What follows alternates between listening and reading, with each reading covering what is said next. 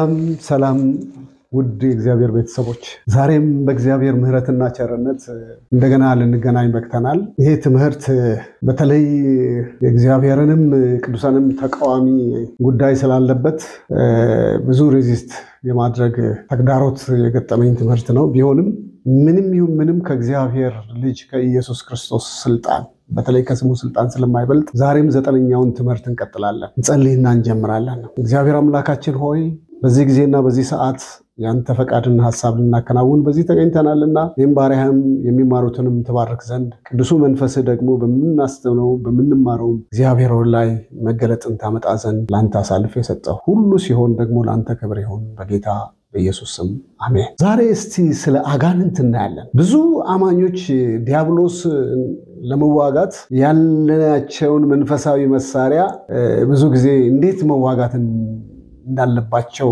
አያውቅም ብዙዎቹ። ስለዚህ በዚህ ጦርነት የእግዚአብሔር ወታደሮች እንድትሆኑ ወይም እንድንሆን ይሄ መሰልጠን መታጠቅ ያስፈልገናል። ለዚህ ነው በኢየሱስ ስምና ደም ስልጣን እኛ መገኘት አጋንንትን ያሸሻል፣ አጋንንትን ያባርራል። ከማሰር ባሻገር ክርስቲያኖች ስለ አጋንንት ያለን ዕውቀት ጠንካራ መሆን አለበት። አንዳንድ መጋቢዎች ብዙ ጊዜ በቤተ ክርስቲያን ውስጥ አሁን የምናየው ስለ ደሙ፣ ስለ መስቀሉ፣ ስለ መንግስተ ሰማያትና ስለ ሲኦል ከመስበክ ይልቅ ሁሉ ጊዜ አዎንታዊ አመለካከት በመያዝ የህይወትን ብሩህ ገጽታ ብቻ በመመልከት ስኬታማ እንደሚሆን ብቻ ለጉባኤያቸው ሲያስተምሩ እናያለን። ወገኖቼ ይህን ትምህርት የምትማሩ የጠላትን ሐሳብ አንስተውም የሚል ትልቅ ጉልበት እንዲኖራችሁ በደንብ ገብታችሁ እግዚአብሔርን ታምናችሁ እንድትከታተሉት እና ይህን ትምህርቱን በጥሞና እንድታዩ አደራላለሁ። ሰዎች በሰይጣን ተማርከው በሰይጣናት እንዲጨነቁ ሰይጣን ይፈልጋል። የእግዚአብሔር ቃል ግን እንዲህ ይላል፣ የጌታ መንፈስ ባለበት በዚያ ምን አለ? አርነት አለ። ሁለተኛ ቆሮንቶስ ምዕራፍ 3 ቁጥር 17 ላይ የእግዚአብሔር መንፈስ ባለበት ምን አለ? ነፃነት አለ። ስለዚህ ኢየሱስም እንደዚህ ነው ያለው፣ እንግዲህ ወደ አርነት የሚያወጣችሁ በእውነት አርነት ትወጣላችሁ። ምክንያቱም የእግዚአብሔር ቃል ምን የሚያደርግ ነው? ነፃ የሚያወጣ ነው። ዮሐንስ ወንጌል 8:36 ላይ በጠላት ስልጣን ላይ ሁሉ ደግሞ ምን አደረኩላችሁ? ስልጣን ሰጣችሁ የሚለው ቃል በዚሁ በሉቃስ ወንጌል ምዕራፍ 10 ቁጥር 19 ላይ እናያለን። ከዛ ውጪ ግን የእግዚአብሔር ልጆች ነን እኛ እንጂ የዲያብሎስ አይደለም። ለዚህ ነው ጌታ ኢየሱስ ክርስቶስ በጎቼ ምን አለ? ድምፄን ይሰማሉ አለ። በጎቼ ድምጾን ይሰማሉ ብሎ ሲል የእስራኤል በጎችን እረኞችን በማስመልከት ነው በጎች ያለው። ምክንያቱም የእስራኤል እረኞች ከተለያየ ቦታ ይመጡና በጎች ውሃ የሚጠጡበት ሳር የሚግጡበት ለምለም ቦታ ይቆዩና ቁጭ ብለው እነሱ ለብቻቸው ልክ ይህን ሲጨርሱ ወደ የአቅጣጫቸው ሲመለሱ በጎቻቸው አንድ አይነት ናቸው አብዛኛዎቹ። ስለዚህ ግን እያንዳንዱ በግ እያንዳንዱን እረኛ ድምጽ ስለሚያውቁ ነው። ስለዚህ ኢየሱስ የኛ ጌታ የሱን ድምጽ እንድንሰማ በቃል ውስጥ ስላደረገ ስሙ ይባረክ። አምላኩ የሆነለት ሕዝብ ርስቱ አድርጎ የመረጠው ሕዝብ ነው ይላል ዳዊት ነው። አምላኩ የሆነለት ሕዝብ ምን አድርጎታል? ርስቱ አድርጎ የመረጠው ሕዝብ ነው። እኛ ከዲያብሎስ ፍርሃት ሳይሆን በብርሃን ውስጥ ነው ያለው። ምክንያቱም ኤፌሶን ምዕራፍ 1 ቁጥር 3 ላይ ስትመጣ በመንፈሳዊ በረከት ሁሉ ይባረካል። ስለዚህ እኛን ሰይጣን ሊገዛን አይችልም። የዲያብሎስ ስራ ስናጠና አስቀድመን ልንጠነቀቅ ያስፈልጋል። ምክንያቱም አጋንንት ምን ያደርጋል?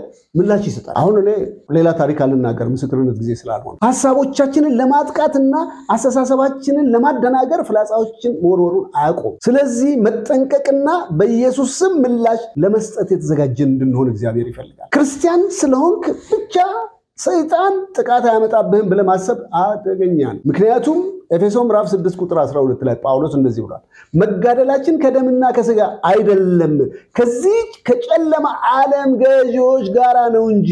እንግዲህ ሰይጣን ምንድን እያደረገ ነው?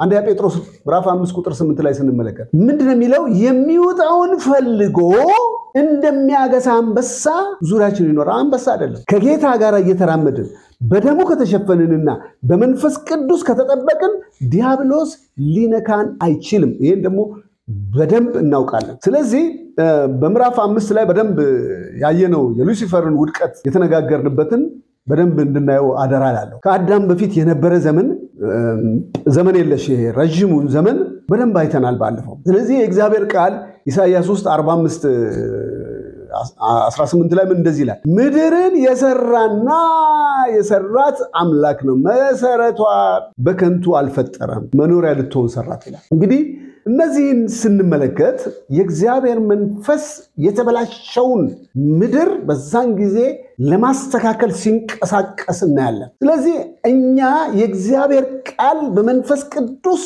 ውጤት በመንፈስ ቅዱስ አማካኝነት ወደ ህይወታችን ከገባ ፊደል አይሆንብን ምክንያቱም ሁለተኛ ቆሮንቶስ ምዕራፍ 3 ቁጥር 6 ላይ ፊደል ምን ያደርጋል የሚለው ይገድላል መንፈስ ግን ምን ያደርጋል ህይወትን ይሰጣል ጌታም ያለው እኔ የምነግራችሁ ቃል መንፈስም ህይወትም ነው አለ የእግዚአብሔር መንፈስ ህይወትን የሚሰጥ ስለዚህ ዳግመኛ የተወለድን በመሆናችን እግዚአብሔር የተናገራቸው ነገሮች ሁሉ በህይወታችን የሚከናወኑት ቃሉም በህይወታችን ውስጥ ፊደል ሳይሆን ህይወት እንዲሆን የእግዚአብሔር መንፈስ ከፍጥረት ጀምሮ ሲሰራ የነበረ አሁንም ደግሞ ይሄ መንፈስ ወደኛ እንዲመጣ በመተሰራው የመስቀል ሥራ ወደኛ የመጣ ነገር ስለሆነ እግዚአብሔር የተባረከ ይሁን እንግዲህ ብዙ ነገሮችን እያየን ስንመጣ በተለይ እግዚአብሔር ከሰማይ በታች ስላለው ሰይጣን ዲስቶርት ያደረገውን ነገር ሁሉ ካስተካከለ በኋላ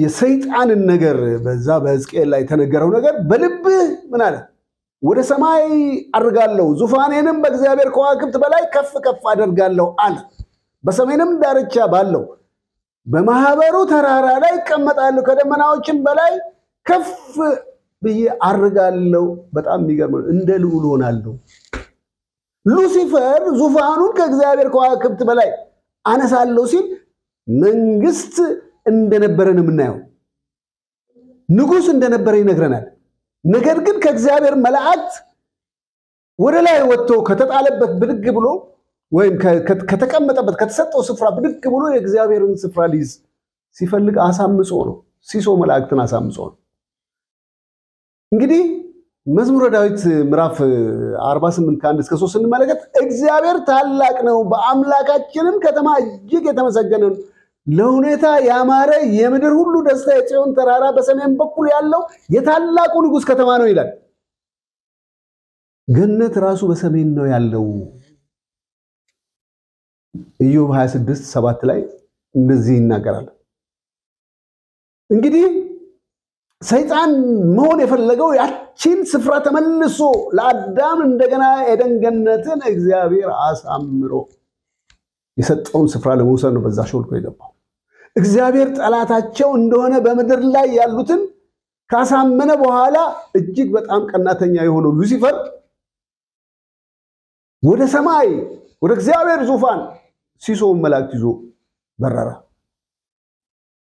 ከዚያ በኋላ ሉቃስ 10:18 ላይ ጌታ ኢየሱስ ክርስቶስ የተናገረው ሰይጣን እንደ መብረቅ ከሰማይ ሲወድቅ አየሁ አለ ብዙ ስም ተሰጥቶታል የእሳት ድንጋዮች ተብሎ ሉሲፈር እግዚአብሔር እስከዛሬ ከፈጠራቸው ከሶስቱ ታዋቂ መላእክት አንዱ እንደሆነ ባለፈው አይተናል ጥበቡ ከሰለሞን በላይ ጠቢብ ነበር በውበትም ሕዝቅኤል 28 ላይ ስታዩት የተቀባ ኪሩብ ነበር ይላል ቁጥር 14 ላይ እንደ ሊቀ መላእክት ኪሩብም ዙፋንም የመጠበቅ ስራው ሁሉን ቻይ በሆነው አምላክ ተሰጥቶት ነበር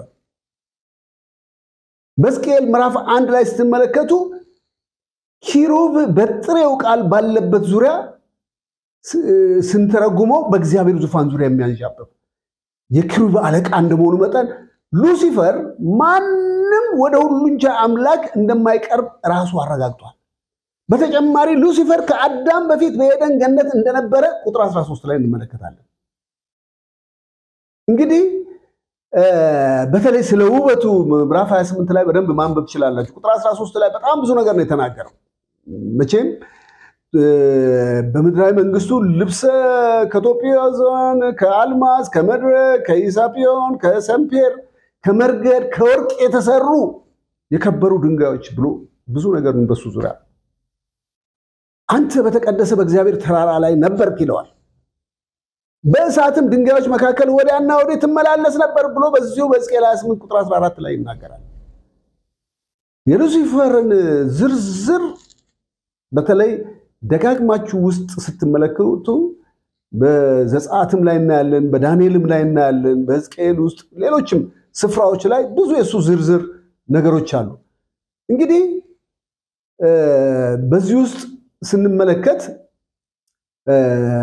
እንደዚህ የሚል ቃል አለ በዚሁ ምዕራፍ ውስጥ ኤርምያስ 4 ላይ ስንመለከቱ በተለይ ወረታች ወረድ ብለን ቁጥር 28 ላይ ስለተናገርኩ አስቤዋለሁ ንስሐ አልገባም ከእርሱ አልመለስም ብላል ይላል።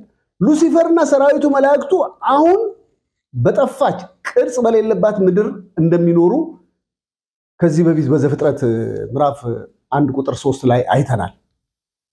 እንግዲህ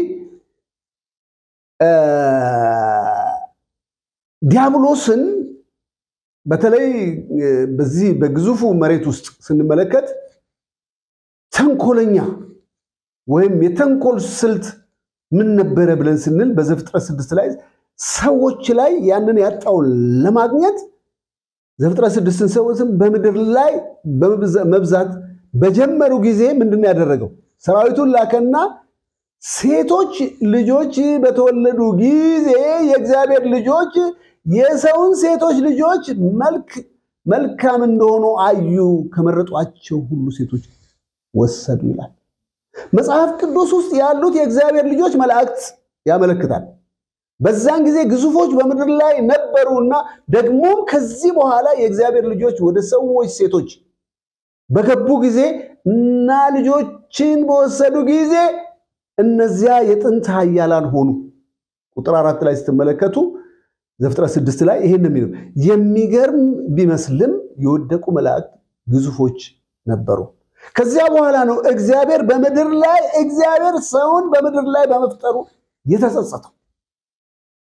ሉሲፈር በክፉ መንፈሱ በሰራው ስራ ዘፍጥረት ምዕራፍ 6 ቁጥር 6 ላይ ስንመለከት እግዚአብሔር ምድር ራሷ ምድርን ሳይሆን ሰውን አጠፋለሁ ማለቱ በደንብ ማስተዋል ያስፈልጋል። በመጀመሪያው እንኳን በምንድነው ላጠፋ የነበረው? ምድርን ላይ ያሉትን ሰዎች በጎርፍ ነበር። ሰይጣን የሴቲቱን ዘር የእግዚአብሔር ልጅ እንዳይወለድ ለማድረግ የተጠቀመበት ዘዴ ክፉ መላእክቶችን ከሴቶች ጋር እንዲገናኙ የክፉ አሰራር እንዲፈጠር እግዚአብሔር ሁለተኛውን የጥፋት ውሃ የላከበት ዋና ምክንያት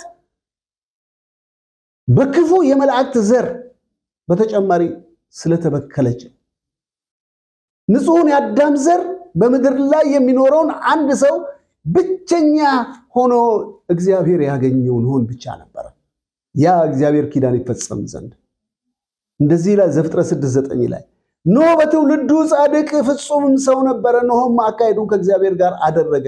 ምንም እንኳን የኖህ ሚስትና ልጆች ከእርሱ ወደ መርከቡ ጋር እንዲገቡ ይፈቅድላቸው የእግዚአብሔር ተስፋ ለማን ነበር? ለኖህ ብቻ ነበር። ቃል ኪዳንም እግዚአብሔር ያደረገው ቁጥር 18 ላይ ስትመለከቱ ቃል ኪዳኔን ከአንተ ጋር አቆማለሁ ነው ያለው። ልጆቹ እንኳን ተበላሽተዋል፣ ምክንያቱም ግዙፎቹ ከጥፋት ውሃ በኋላ ነበሩና። እንደገና ከጥፋት ውሃ በኋላ ንጉስ ዳዊት ዘመን መንግስት ድረስ ቆይቷል። ለዚህ ምሳሌ የሚሆነን ጎልያድ ነው። የነዚህ ግዙፎች ዘር የክፎች ዘር በመሆኑ በጌት ውስጥ ሰልፍ በነበረ ጊዜ በእጁ ላይ 6 ጣት ለእያንዳንዱ ምግሩ 6 ጣቶች ያሉት ነበሩ። 24 የሆነ ረጅም ሰው ነበረ። ቁጥሩ 24 የሆነ እርሱ ደግሞ ከግዙፍ ተወለደ ይላል። ሁለተኛ ሳሙኤል ምዕራፍ 21 ላይ ከግዙፋን ተወለደ ይላል። በመጨረሻ ግዙፎቹ ከምድር ላይ ተወግደዋል። እናም ዘራቸው ከሰው ዘር ተወግዷል። ይሄ እንግዳ ስጋ የነበረው እንደ ይሁዳ መጽሐፍ ምንድነው የሚለው? መኖራቸውን የተውትን እንጂ የበላይነታቸውን ያልጠበቁትን ክብር ነበራቸው። መላእክት በዘላለም እስራት ከጨለማ በታች በታላቁ ቀን ፍርድ እንዲቀርቡ ጠበቃቸው። እንዲሁም ይላል ሰዶምና ገሞራ በዙሪያቸው ያሉ ከተሞች ለዝሙት አሳልፈው ሰጥተዋል። እንግዳንም ስጋ እየተከተሉ በደንብ አዳምጡኝ ቃል እንግዳንም ስጋ እየተከተሉ እነማን? መላእክቶቹ እየተከተሉ የዘላለም እሳት የተቀበሉ ምሳሌ ሆነዋል ይላል ይሁዳ 6:7 ላይ። በዚህ ቦታ ላይ መላእክት መኖራቸውን ትተው መኖር ያሉ የነበሩት በሰዶምና በገሞራ የነበረው ሁኔታ በማባዛት እንግዳ ስጋ ተቀበሉ ይላል። ይህ ማለት ከሴቶች ጋር ያለው የግንኙነት መንገድ ማለት ነው። በተለይ ሁለተኛ ጴጥሮስ ምዕራፍ 2 ከቁጥር 4 እስከ 5 ስንመለከት እግዚአብሔር ኃጢአትን ላደረጉ መላእክት አራራላቸው፣ ነገር ግን ወደ ገሃነም ጥሎ በጨለማ እስራት ለፍርድ ተጠብቀው እንዲቀመጡ አሳልፎ ሰጣቸው ይላል። ለአሮጌው ዓለም አራራም፣ ነገር ግን ስምንተኛውን ሰው የጽድቅ ሰባኪ የሆነውን ኖህን አዳነ፣ በኃጢአተኞችም ዓለም ላይ የጥፋት ውሃ መጣ ይላል። እንግዲህ መላእክት ከሴቶች ጋር ኃጢአት ሲሰሩ በኖህ ዘመን የጥፋት ውሃ አስከትሎ ያለውን ግንኙነት እንመለከታለን። እነዚህ በደል የፈጸሙት የወደቁ መላእክት ከወደቀው ሰው ጋር ባላቸው ሪሌሽን ነው። ይህ የሚያመለክተው እጅግ በጣም አደገኛ ነው። እነዚህ ከየት መጡ?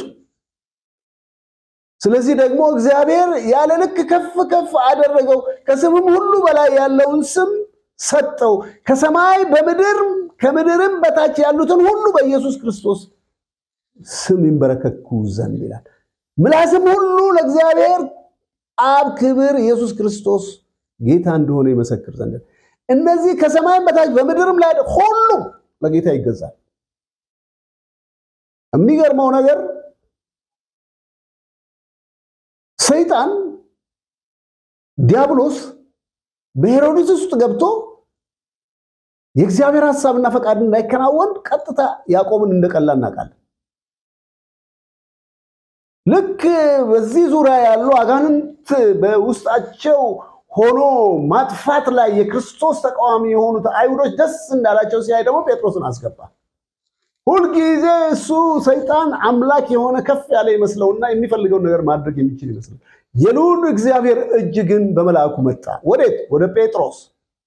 ጴጥሮስ በእስር ቤት ያለ ጊዜ እንዴት ነበረ? በሁለት ሰንሰለት ታስሮ እንደገና በሰንሰለት ታስሮ ሁለት ግራና ቀኝ ደግሞ እንደገና ጠባቂ አጠገቡ ግዙፍ ወታደሮች ነበሩ። ከውጭም ደግሞ ሌላ ሁለት ወታደሮች ነበሩ። ሶስት ደጃፍ ነበረ። መጀመሪያ ግን መልአኩን ላከና እግዚአብሔር በክፍል ውስጥ ብርሃን ያበራ። ከዛ ሁለተኛው ሰንሰለቱን የበጠሰው። ከዛስ በኋላ ብዙ ነገሮች ከሆኑ በኋላ ጴጥሮስ ከወጣ ምን ካለ በኋላ በማግስቱ እነ ጴጥሮስ መፈታቱን ሲያውቅ ሄሮድስ በጣም ተናደደና ጠባቂዎቹ እንዲገደሉ አዘዘ ይላል ሐዋርያት ሥራ ምዕራፍ 12 ላይ። ግን እግዚአብሔር ከሰማይ ተቆጣ። ሄሮድስ በዙፋኑ ላይ ቁጭ ብሎ ከእግዚአብሔር በላይ ከፍ ከፍ ያደረገው ያ አጋንንት ያ ሉሲፈር አላዳነው። የእግዚአብሔር መልአክ መጥቶ በትልም ተበልቶ ሞተ አለ በአደባባይ። እግዚአብሔር የሁሉ ነገር ባለቤት ፈጣሪ አምላክ ነው። እንግዲህ ጌታ ኢየሱስ ክርስቶስ ይህን ስልጣን ለኛ ደግሞ በምድር ላይ ከዲያብሎስ ነጥቆ ለኛ የሰጠንን አሳልፈን እንዳንሰጥ እግዚአብሔር ይጠብቃል። ይሄ በሰማይ በምድርና ከምድር በታች ያሉ በቢሊዮን የሚቆጠሩ ሰዎችን በሙሉ ይጨምራል። የቅዱሳት መጽሐፍ ከኛ በታች 5 ዓለማት እንዳሉ ይመሩናል። እስኪ እንመልከታቸው። አንደኛ ሲኦል። ሲኦል የሚባለው ማን ነው? ገሃነም ተብሎ የተተረጎመው የዕብራይስጥ ቃል ነው። ሲኦልና በበርካታ ቁጥሮች ውስጥ በክፍል ውስጥ እናያለን። ምን ይላል? ዘዳግም 32 ቁጥር 22 ላይ እሳት በቁጣዬ ነዳለች እስከ ሲኦልም ድረስ ትቃጠላለች ይላል። እንደገና ኢሳይያስ 38:10 ስንሄድ ወደ ሲኦል ደጆች እሄዳለሁ። ኢዮብ 2:13 ደግሞ ዘመናቸውን በባለጠግነት ያልፋሉ፣ በጽድቅ በቅጽበትም ምን ይሆናሉ? ወደ ሲኦል ይወርዳሉ። ስለ ሲኦል ነው የሚናገረው፣ ስለ ታችኛው ክፍል። ሲኦል ዓለም ስፍር ቁጥር የሌላቸው ነዋሪዎች ያሏት ነች። አሁንም ያለ ነው። በዚያ የስቃይ ቦታ የተፈረደባቸው ከሞት በኋላ ያሉ ሰዎች እነሱ ወዲያና ወደዚያ ይሄዳሉ በአንድ አፍታ። መዝሙር 73 ቁጥር 19 ጀምሮ አንብቡ። ሁለተኛው ገነት ነው። ይሄ ሁለተኛው ዓለም ዛሬ የራሱ የሲኦል አካል እንደሆነ ይታመናል። የቀራንዮ ጌታ ኢየሱስ ክርስቶስ በቀራንዮ ከሞተ በኋላ ጌታ ኢየሱስ ክርስቶስ በመጀመሪያ ወደ ምድር የታችኛው ክፍል ወረደ ነው የሚለው ኤፌሶን ምዕራፍ 4:3-7 ተሰነቡ። ምርኮን ነፃ ለማውጣት ከዚያ ወደ ላይ ወጣ ሁሉንም ይፈጽም ዘንድ ቁጥር 10 ላይ ነው። እንግዲህ እዚህ ላይ የምንመለከተው ባለፈው ያነሳነው በሌላ ክፍል የባለጸጋው ያላዛር ታሪክንና ዳውን ደግሞ መላእክት ወደ አብርሃም መተው በቅፍ የወሰዱትን ታሪክ እናያለን። እንግዲህ እነዚህን ሁሉ ባለፈው ካነሳናቸው ነገር ጋር የተያያዙ ናቸው። ሶስተኛው ታርታር የሚባለው ነው። እግዚአብሔር ኃጢአት የሰሩትን መላእክት የጣለበት ስፍራ ነው። ወደ ሲኦል ወርዶ በጨለማ ሰንሰለት አሳልፎ ሰጣቸው ይላል ሁለተኛ ጴጥሮስ ምዕራፍ 2 ቁጥር 4። ይሄ ገሃነም ከመጀመሪያ ያነሳ ነው። በግሪክ ታርታርስ ወይም እስር ቤት ማለት ነው በግሪክ። እዚህ ጋር ይሁዳ 6 እና 7 ላይ የሚገኙት ኢየሱስ የሰበከላቸው መላእክት ናቸው። እዛ ቦታ ላይ ምንድነው በዚህ በአንደኛ ጴጥሮስ ላይ ዳግም የምንመለከተው ይሄን በተመለከተ ክርስቶስ በስጋ ሞተ በመንፈስ ግን ሕያው ሆነ በዚያም ደግሞ ሄዶ በወህኒ ላሉት መናፍስት ሰበከላቸው የእግዚአብሔር ትዕግስት በኖህ ዘመን በጸና ጊዜ እነርሱ አልታዘዙም ነበር ይላል። እንግዲህ እዚህ ውስጥ ጥቂቶቹ ማለትም 8 ነፍሳት በውሃ የዳኑት መርከብ ተዘጋጀላቸው ብሎ ቁጥር 8 ላይ እናያለን። ኢየሱስ የቅዱሳንን መፈታት ወደ ገነት ወረደ። እርሱ ግን ሄደ ታርታርስ ድሉን ለማወቅ። አራተኛው ደግሞ ጉድጓድ የምንለው አለ። እነዚህም በሙሉ ሞጁላችሁ ላይ በሰፊው ታያላችሁ። የአጋንንት መኖሪያ ያ ጉድጓድ ይባላል። ኢየሱስ በሰንሰለት እዛ ላይ ታስታውሱ እንደሆነ ጌርጌሶን ላይ አጋንንቱን መያዝ ያልቻሉትን ሰውዬ ባወጣ ጊዜ ሰይጣናት እዛ ውስጥ ወደ ጉድጓድ ወደ ጥልቁ በተለይ ሉቃስ ምዕራፍ 8:31 ስትመለከቱ አጋንንት እንዴት እንደሚፈቱና ከጉድጓድ ውስጥ እንዴት እንደሚለቀቁ እናያለን። ዛሬ በሚሊዮን የሚቆጠሩ ቁጥራቸውን በሚሊዮንን በለው እንጂ ቁጥሩን እግዚአብሔር ነው የሚያውቀው ብዙ በቁጥር ስላለ አጋንንት ወደ ምድር ላይ ሊኖሩ የሚችሉባቸው ሰዎች እየፈለጉ ነው። ታስታውሱ እንደሆነ ያ ሌጊዮን የገባበት ሰው 6000 ነበረበት። ከመነጠቅ በኋላ ክፋት የሚበዛበት ቀን ምን ይሆናል? ይመጣል። ሁሉም አጋንንት ከጉድጓድ ውስጥ የሚፈቱበት ቀን ይሆናል ከንጥቀት በኋላ። ራእይ 9 ላይ አንድ መልአክ የጥልቁን ጉድጓድ ቁልፍ ሲሰጠው የዚህ ምስል አለ። በሩ ሲከፈት ከጢሱ ውስጥ አንበጣ የሚመስል ታየ ይላል ራእይ 9:3 ላይ። ያንበጣ ቅርጽ ነው የታየው። ይሄ ምንድነው? ለጦርነት እንደተዘጋጁ ፈረሶች ይላቸዋል። በራሳቸው ላይ የወርቅ የሚመስል አክሊሎች ነበሩ። ፊታቸው እንደ ሰው ፊት ነበረ። አንድ ሴት እንደ ሴት ጸጉር ነበራቸው። ጥርሶቻቸው እንደ አንበሶች ጥርሶች ነበሩ። እንደ ብረት ጥሩር የሚመስሉ ጥሩር ነበራቸው። የክንፎቻቸው ድምጽ እንደ ሰረገላ ድምጽ። በዚያ ፈረሶችም ይዘው ወደ ጦርነት ይሮጣሉ። እንደ ጊንጥም ጅራት ነበራቸው። በጅራታቸው ውጊያ ነበረ ይላል ራእይ 9 ላይ። እንግዲህ እነዚህን በሙሉ ስንመለከት አጋንንት ላይ ግን እኛ ስልጣን እንዳለን እንዳንረሳ ስለ ርኩሳን መላእክት አጋንንታዊ ተግባር እና ድብቅ ስንናገር እንደ ዳግም ልደት አማኝ እንደተወለደ በአጋንንቱ ሁሉ ላይ ስልጣን እንዳለን ልናውቅ ያስፈልጋል። ሰይጣን የተጠራባቸው ብዙ ነገሮች አሉ። እንደ አንበሳ አንደኛ ጴጥሮስ አንበሳ አይደለም። እንደገና ደግሞ ራእይ 12 ላይ ስንመለከት ደግሞ እባብ፣ እንደገና ቁጥር 13 ላይ ስንመለከት ደግሞ ዘንዶ። በተለያየ ስም ሰይጣን ዲያብሎስ የተጠራበታል። እግዚአብሔር ግን እንዲህ ይላል፣ በደንብ ስሙኝ። አንበሳውንና እባቡን ትረግጣለህ፣ ደቦል አንበሳና ዘንዶን ትረግጣለህ። መዝሙረ ዳዊት ቁጥር 91:13 ላይ ነው። በዚህ ላይ ልንመካ እንችላለን። ምክንያቱም የእግዚአብሔር ልጅ ኢየሱስ ቃሉንና ተስፋውን የሰጠን ምን ብሎ መሰላችሁ? በጠላት ኃይል ሁሉ ላይ ምን ሰጥቻቸዋል? ስልጣንን ሰጥቻቸዋል፣ የሚጎዳችሁም ነገር የለም። ሉቃስ 10:19 ላይ ይሄን እናገኛለን። በእግዚአብሔር ተስፋዎች ላይ መቆም ያስፈልገናል። ሚልክያስ ምዕራፍ 4 ከቁጥር 2 እስከ 3 ላይ ስንመለከት ስሜን ለምትፈሩ ለእናንተ የጽድቅ ፀሐይ ትወጣላችሁ፣ ፈውስም በክንፎቿ ነው፣ እናንተም ትወጣላችሁ ይልና ብዙ ነገር ይተረትልና ኃጢአተኞችንም ትረግጣላችሁ፣ አመፀኞችን ከእግራችሁ በታች አመድ ይሆናሉ ይላል። ይሄ የድል ቁልፍ በእጃችን ላይ ነው ያለው። ስሜን ለምትፈሩ ይላል ለእናንተ ነው። እንግዲህ ዲያብሎስን ልናስጨንቅ የምንችል ቅዱሳን ብቻ ነን። ዲያብሎስ እንዲሸሽ እኛ ምን ተሰጥቶናል? ከኛ እንዲሸሽ ስልጣን አለን፣ የማዘዝ ስልጣን አለን።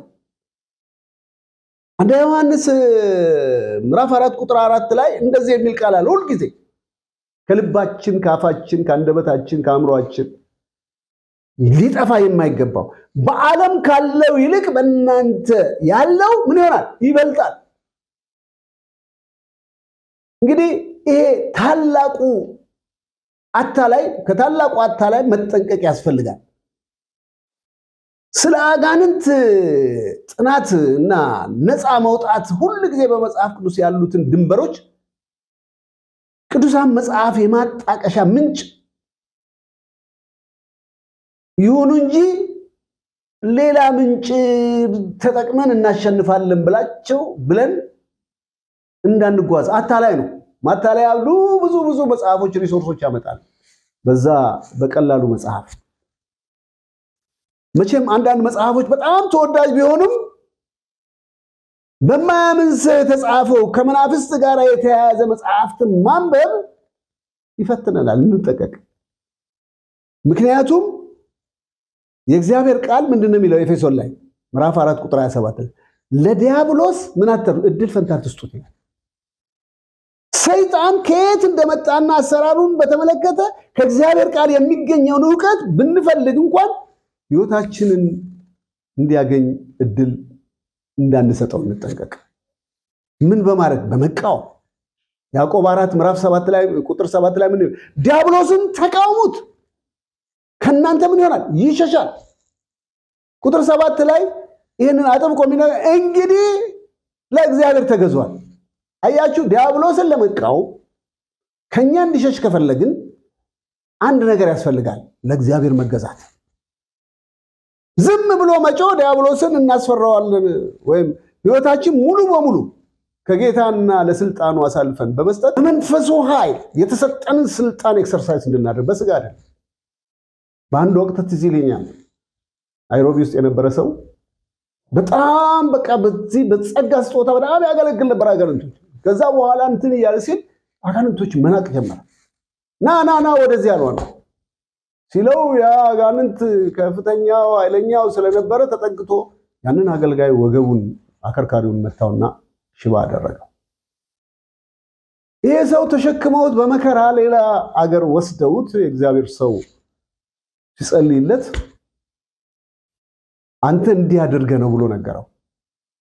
በመጀመሪያ ነገሮችን ሊሰራ የሚችል እግዚአብሔር ብቻ ነው። እግዚአብሔር ስም አለው። ስሙ ከመነገሩ በፊት እግዚአብሔር ምን አይነት አምላክ ነው? ተዋጊ ነው። ስሙም እግዚአብሔር ነው ተብሎ የተጠራው።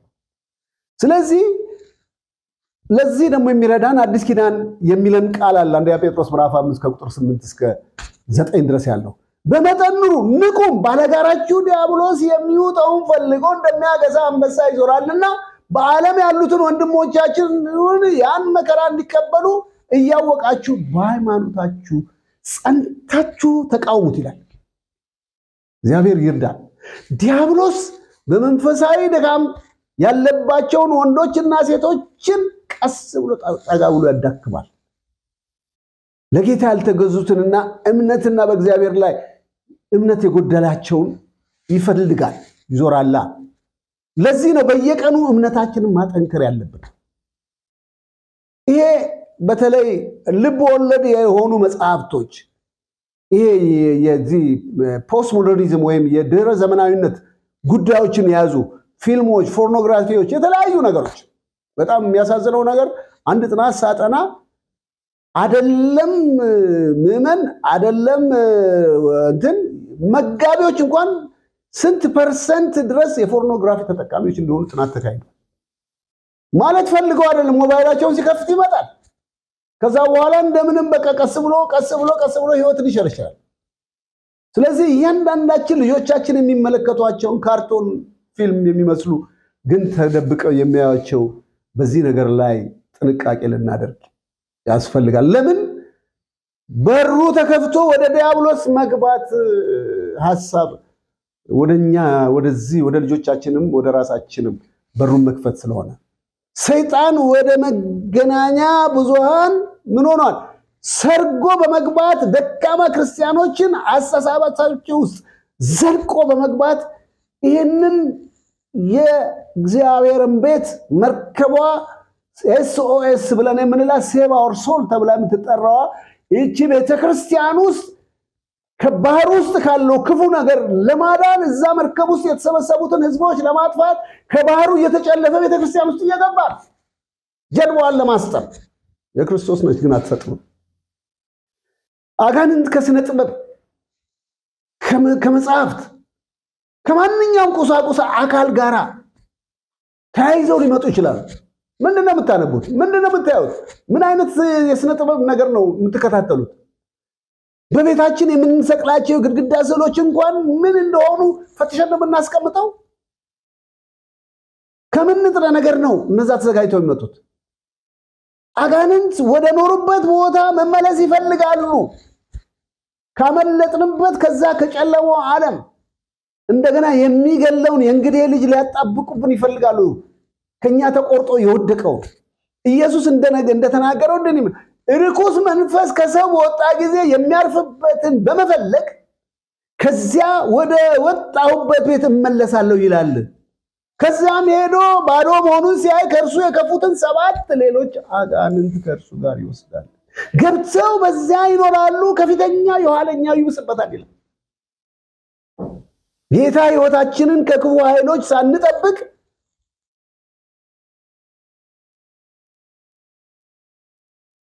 በኋላ ለሚገጥመን ችግር እንዳንዳረግ ይሄን ነው የሚያስጠነቅቀን።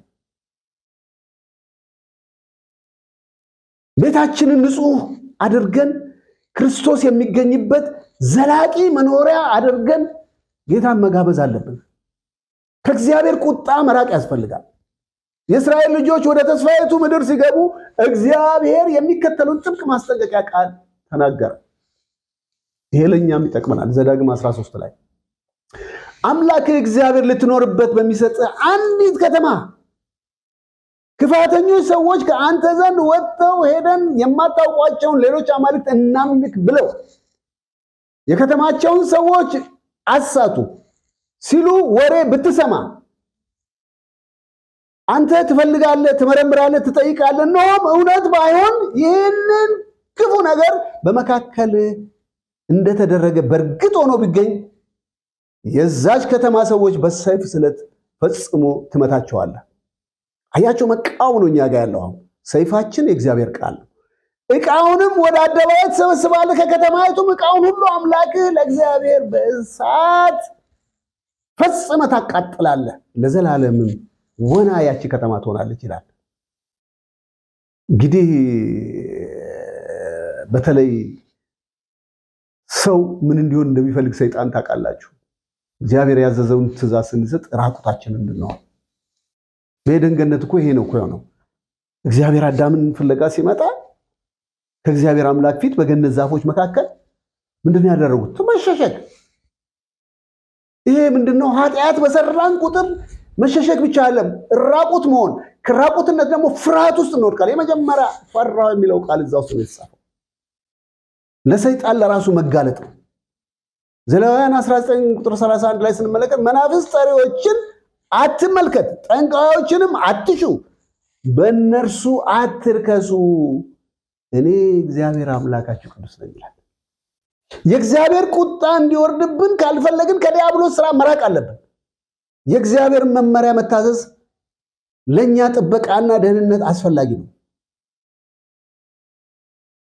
እንግዲህ በአጠቃላይ ግን እግዚአብሔር ስለ ዲያብሎስ እንድናውቅ የሚፈልገው ነገር አለ። ዲያብሎስን ማወቅ ያለብን አንደኛ ጠንክረን ለመቆምና ታላቁን አታላይ ለመቋቋም ስለ አመጣጡ፣ ስለ እቅዱ፣ ስለ ማንነቱ፣ ስለ ዓላማው የምንችለውን ሁሉ መማር ያስፈልገናል። እሱ ምን ይመስላል እና ምን እናደርግ? ስለ ሰይጣን ልናውቃቸው የሚገቡ 20 እውነታዎችን ተራ በተራ እናያለን። አንደኛ ዲያብሎስ የተፈጠረው በእግዚአብሔር ነው። አንዳንድ ጊዜ ከእግዚአብሔር እኩል አንዳንድ ጸሎታችንን እሱም ስንገስጽ ምናደርገውና እግዚአብሔርን ለማክበር እልል የምንልበት እኩል አይደለም። በቃ ኃይለኞች እንሆናለን እዛና በስጋ አይደለም። በተሰጠን ስልጣን ዲያብሎስ የተፈጠረ ከእግራችን በታች የወደቀ ነው። ሁሉ ጊዜም ማስታወስ ያለብን ሁሉን ቻይ በሆነው እግዚአብሔር የተሰራ ነገር ሁሉ ምንድነው? ንጹህና ፍጹምነት ሲሆን ይሄ ደግሞ መጀመሪያ ዲያብሎስ ሲፈጠር ዲያብሎስን ይጨምራል ማለት ነው። ንጹህ አድርጎ እንደፈጠረው ሉሲፈር ከሰማይ ከመጣሉ በፊት እግዚአብሔር እንዲህ ነው ያለው፣ ከተፈጠርክበት ቀን ጀምሮ በመንገድ ሲሆን ፍጹም ነበርክ ይለዋል ሕዝቅኤል 28:12 ላይ። የሚታዩትንና የማይታዩትን ዙፋናት ቢሆን ወይም ግዛታት ወይም አለቅነት ስልጣናት በሰማይም በምድርም ያሉት ሁሉ በእርሱ ምን ሆኗል? ለእርሱ ተፈጥሯል።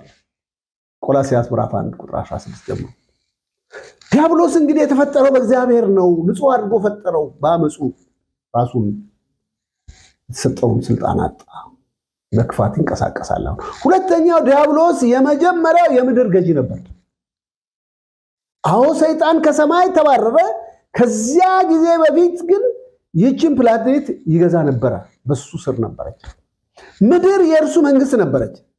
ኢሳይያስ 14:13 ላይ የሚነግረን ነገር ወደ ሰማይ አድርጋለሁ። ከየት? ከምድር። ዙፋኔንም በእግዚአብሔር ከዋክብት ላይ ከፍ ከፍ አደርጋለሁ። ይሄ አመፁ ተመልሶ ሲጣል ወደ ጨለማውና ምድር ዲፎርም ወደምትሆንበት ቦታ እንደወደቀ ነው።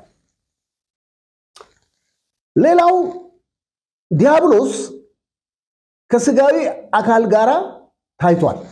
በስጋዊ አካል ተገልጦ አብዛኛው ሰው ምን ያደርገዋል? ቀንድና ጅራት ያለው በአእምሮአችን የሳልናቸው ነገሮች አሉ። እንደውም አንዳንድ ጊዜ የሚያሳዝን ነገር አንድ አውሮፓ ውስጥ መንገድ ሲሄድ አንድ ጥቁር ጋምቤላ የኛ ሰው ሲሄድ አንድ ህፃን ልጅ ከቤተ ክርስቲያን ስትወጣ እኛ መንገድ ላይ ነው ያለነው እና እሱን አይታ ይሄ ነው እንደ ዲያብሎስ ብላ አለች። ምክንያቱም የሚስሉት እነሱ ጥቁር በሙሉ ዲያብሎስ የብርሃን መልአክ እኮ ይመስል ብርሃኑ ውበቱ ብዙ ነገር የተገለጠለት ነው። እኛ በዛ አይደለም እንስለው በክፋቱን ነው የምናውቀው። ስለዚህ ስጋ እዚህ ጋር የምንመለከተው የዲያብሎስ አእምሮ የሳልነው ስዕል ታስታውሱ እንደሆነ በፈተና ተራራ ላይ ኢየሱስ ጋር በተገለጠ ጊዜ እዛ እንደተነጋገረ በቃ ቀጥታ ልክ ቁሳዊ ማንነት እንዳለው ሰው እንደነበረ የምናይበት ነገር አለ። የሚገለጥበት መንገድ ራእይ 12 አንድ መልአክ ዲያብሎስን ይዞ ሰውነቱን በሰንሰለት ሲያስረው ራእይ 20:1-3 እናያለን። አራተኛው ዲያብሎስ ልብ አለው። ሰይጣን ውስጡ ምን አለው? የሚሰማው ስሜት ስላለ የሚወስነው ውሳኔ ያለ ፈቃድ አለው። ውስጣዊ ማንነት እንዳለው ከእግዚአብሔር ቃል እንገነዘባለን። ዲያብሎስ ሁሉን ቻይ የሆነውን አምላክ ለመቃወም ያለውን ክፋት ስንመለከት በኢሳይያስ 14:13 ላይ ምንድነው የሚለው? በልብህ ይላል ተናገርህ፣ ዙፋኔንም በእግዚአብሔር ከዋክብት ላይ ከፍ ከፍ አደርጋለሁ። ሁሉን ቻይ ለመሆን ፈለገ።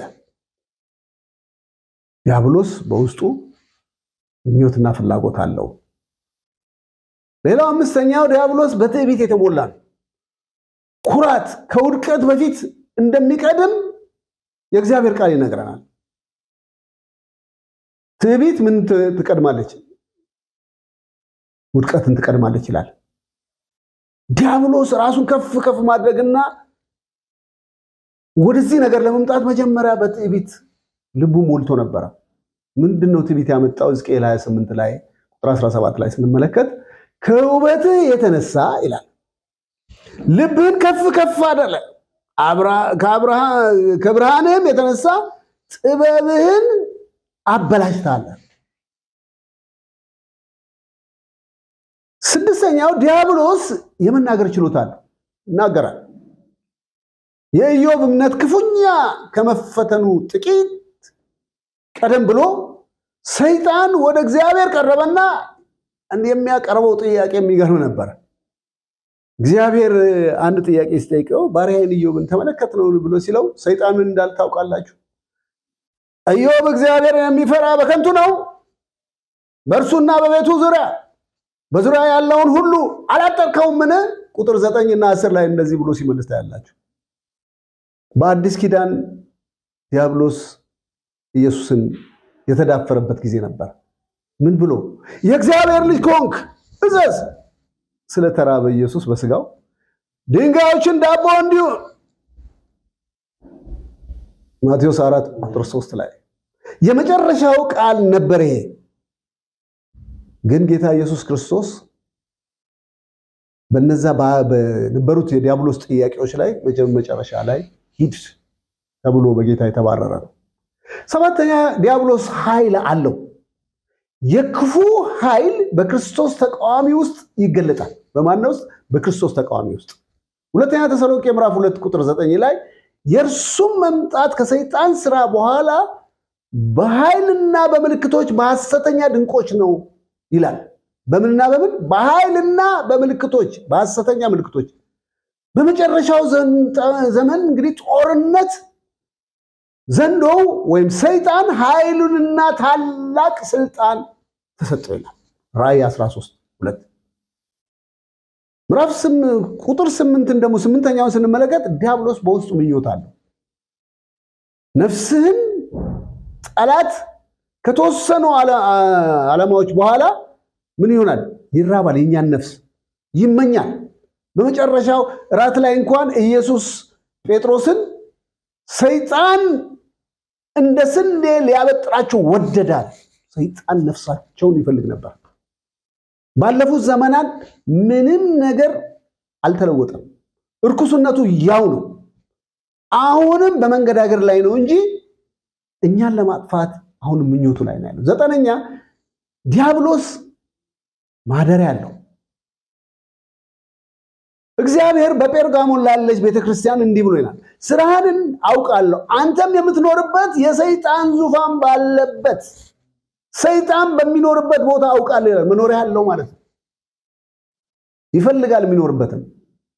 የጠላት ዋና ቅድሚያ በሰው ልብ ውስጥ የሰው ልብ ማግኘት።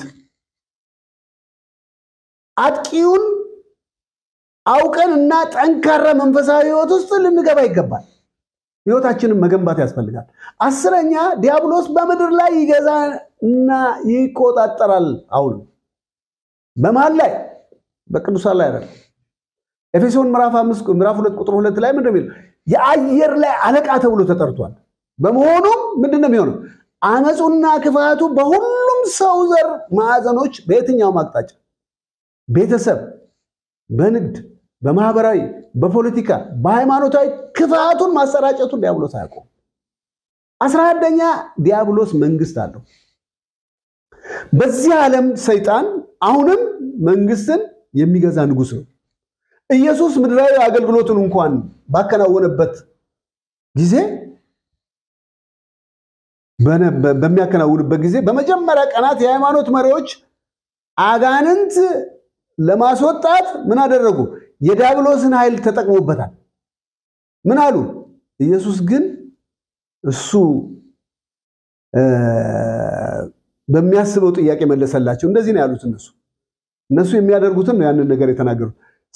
ሰይጣንን እንዴት ሊያወጣ ይችላል? መንግስት እርስ በርስ ከተለያየ መንግስት ሊቆም አይችልም ማለት መንግስት እንዳለው ለመናገር። 12ኛ ዲያብሎስ ዛሬ የሃይማኖት መሪ ነው። የህይወት መሪ አይደለም። ሊገርመን ይችላል። ነገር ግን ሰይጣን በምድር ላይ መንፈሳዊ መሪነትን እንደ ሽፋን ይጠቀማል። ብዙ በዚህ ነገር ላይ መናገር የሚከብድበት ዘመን ስለሆነ ብዙ አልናገርም።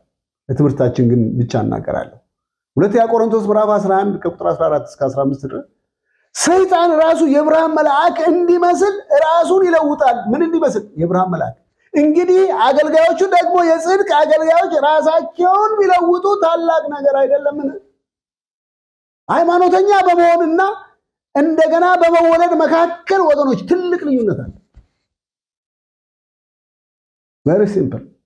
የሚፈልገው ዲያብሎስ የተወለደ ክርስቲያን ሆኖ መኖር ነው። ኒቆዲሞስ እኮ ስላረካ ነው በሌሊት ዮሐንስ ወንጌል ምዕራፍ 3 ላይ መጥቶ ኢየሱስ ክርስቶስን በሌሊት ስለዚህ ስለ እንደገና መወለድ እንደገና ከዛ መጨረሻ ላይ የጌታን አካል አርማትያስ ጋር ወስዶ ያኖረ ሰው ነው ስለተለወጠ። 13ኛ ዲያብሎስ አታላይ ነው። በዚህ ጨርሳለሁ የዛሬውን ትምህርት። ከመጀመሪያው ሰይጣን ለሔዋን መልካምንና ክፉን ከሚያሳውቀው ዛፍ ከበላችሁ በቃ ጥሩ ነገር እንደሚኖር እንደዚህ ነው ያለው። በእርግጠኝነት ትሞታላችሁ ያለው ውሸቱን ነው እግዚአብሔር አለ። አትሞቱም አለ ዘፍጥረት 3:4 ላይ ተመለከቱ። ከአፉ የሚወጣ ቃል ሁሉ ጊዜ ዲያብሎስ ውሸት ነው። ሐሰትን ሲናገር ከራሱ ይናገራል። እርሱ ውሸታም የውሸት አባት ነው ይላል ዮሐንስ ምዕራፍ 8 ቁጥር 44 ላይ።